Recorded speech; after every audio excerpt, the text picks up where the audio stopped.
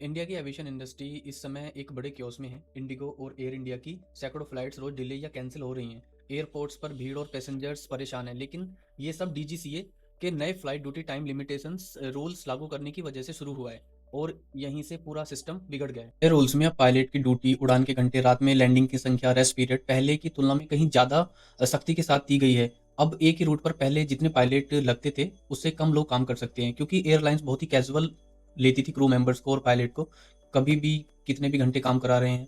तो डीजीसीए ने इसके लिए इंटरनेशनल रूल लागू करने के लिए बोला है। इंडिगो ने खुद माना है कि रोस्टर प्लानिंग में बड़ी गलती हुई है, जिसकी वजह से पायलट और क्रू मेंबर्स की शॉर्टेज अचानक बढ़ गई है और फ्लाइट कैंसिल और डिले होने लगी। गवर्नमेंट कह रही है कि ये रूल्स इंटरनेशनल स्टैंडर्ड्स FAA पर बेस्ड है। अभी सवाल तो बहुत सारे हैं, लेकिन एक सिंपल सवाल ये है कि इतना बड़ा पीक सीजन में ये रूल लागू करने चाहिए थे कि नहीं, या फिर एयरलाइन को तैयारी का प्रॉपर टाइम नहीं मिला।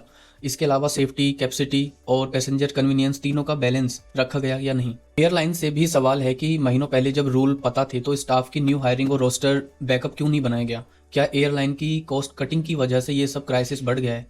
पैसेंजर्स सफ़र कर रहे हैं और एयरलाइन स्ट्रगल कर रही हैं।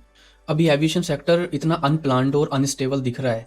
अभी कुछ न्यूज़ तो ये भी चल रही है कि ये एयरलाइंस खुद ही फ्लाइट कैंसिल वगैरह और ये क्योस क्रिएट कर रहे हैं, जिससे कि डीजीसी अपने रूल को थोड़ा रिलैक्स करे और इन लोगों को जो है एक एक मिनट की जिंदगी करने का टाइम मिल जाएगा।